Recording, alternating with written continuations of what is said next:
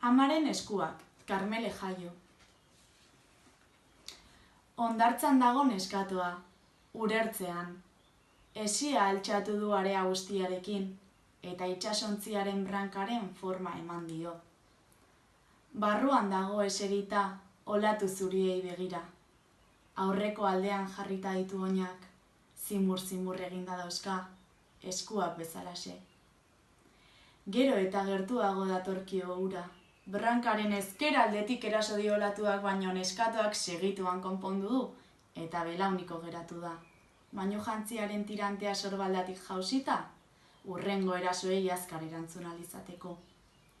Badaki azkenean itsasoak irabaziko duela borroka eta mingainak izozkiak bezala, hala desagerraraziko dutela olatuek bere areazko itsasontzia.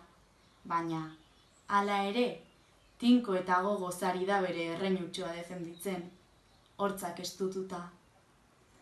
Hondartzan hartutako argazkian bere burua ikusi duenean, aurra zela itsasertzean igarotako udaldien usaina gogoratu du nereak. Amak hartzen zion kremaren usaina sentitu du, eta kremaz betetako amaren esku labainkorren igurtzia sorbaldetan.